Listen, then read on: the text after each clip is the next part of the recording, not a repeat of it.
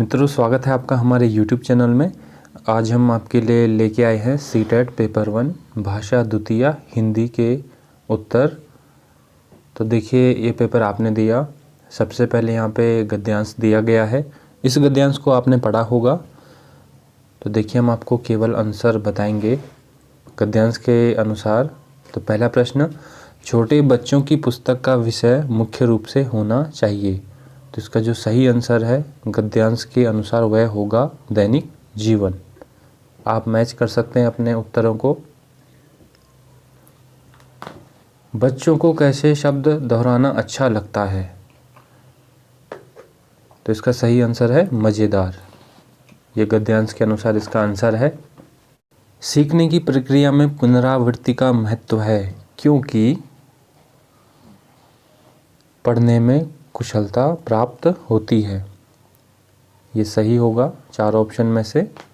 अगला प्रश्न, पुस्तक चुनते समय कम महत्वपूर्ण है वह है कीमत। ये सबसे कम महत्वपूर्ण है। छोटे बच्चे में छोटे डैश विशेषण है। तो देखिए, छोटे यहाँ पे होगा संख्यावाचक विशेषण, बाकी अन्य विशेषण नहीं होंगे। अगला प्रश्न है, पुनरावृत्ति का संधि विच्छेद है। तो 4 ऑप्शन में देखिए सही आंसर होगा पुनः प्लस आवृत्ति। दूसरा ऑप्शन सही है बिल्कुल। निम्न में से कौन सा शब्द कारक चिन्ह नहीं है।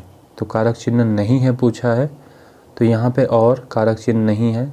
कारक के लिए की से है, लेकिन और यहाँ पे योजक होता है, तो इसलिए यहाँ पे ये कारक चिन्ह नहीं होगा।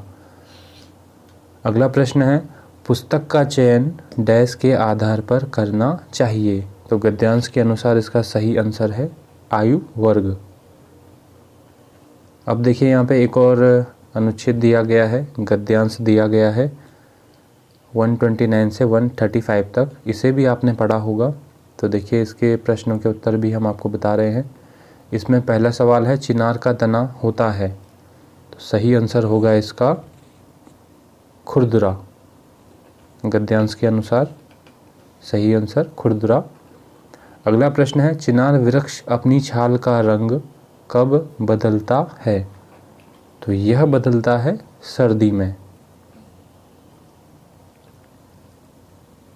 इनमें से कौन सा शब्द समूह से भिन्न है।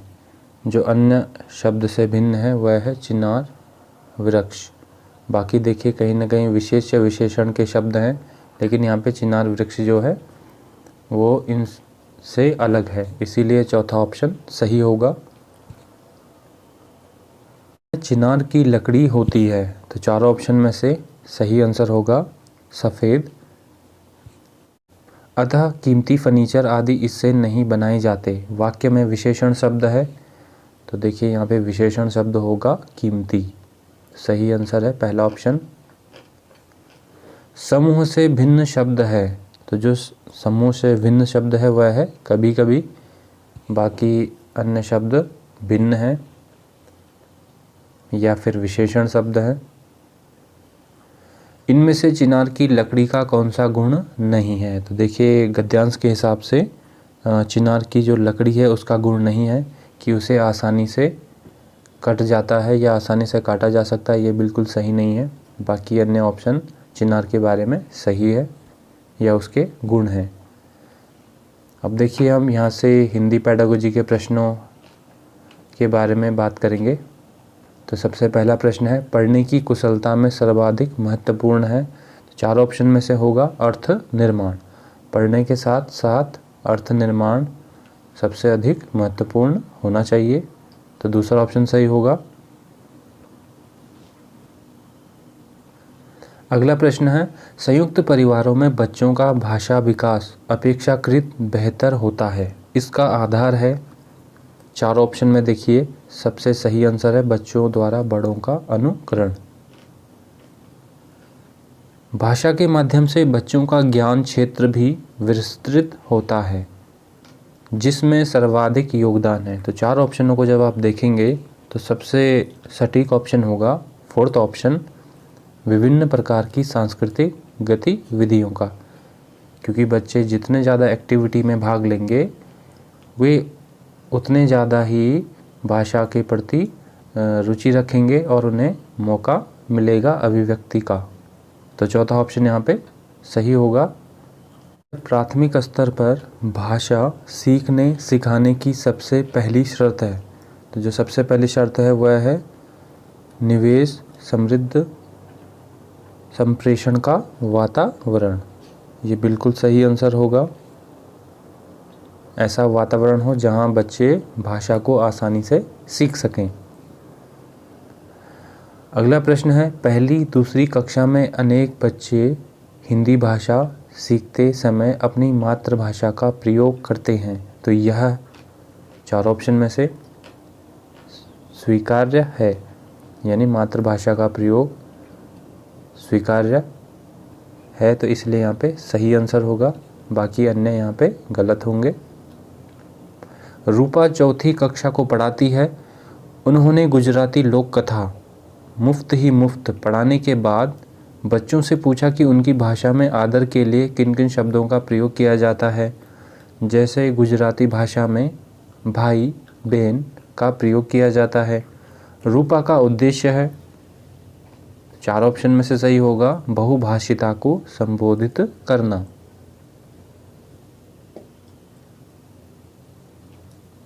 अगला प्रश्न है, प्राथमिक स्तर पर भाषा शिक्षण के संदर्भ में कौन सा कथन सर्वाधिक उचित है। चारों ऑप्शनों को जब आप देखेंगे तो सबसे उचित है बच्चों को विभिन्न प्रकार का बाल साहित्य पढ़ने के अवसर दें। ये सबसे सही आंसर होगा। बच्चों के भाषा विकास के लिए ज़रूरी है बच्चों को, चारों ऑप्शन में देखिए, भाषा प्रयोग के अवसर देना। ये बिल्कुल सबसे सही आंसर होगा।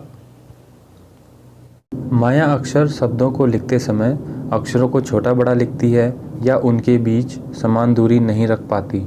माया संभवतः डैश के कारण ऐसा करती है।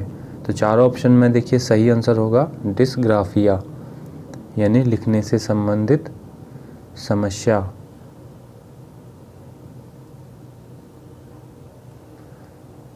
अगला प्रश्न, भाषा अर्जन क्षमता सिद्धांत डैश से संबंधित है। तो चारों ऑप्शन देखिए सही आंसर है चौमस्की, यानी पहला ऑप्शन यहाँ पे सही होगा।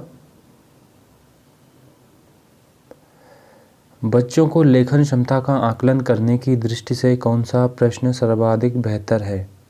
चारों ऑप्शन जब आप देखेंगे तो सबसे बेहतर होगा दूसरा ऑप्शन, बहादुर बित्तो कहानी का अंत बदलकर लिखिए। अगला प्रश्न है, पोर्टफोलियो डैश में मदद करता है।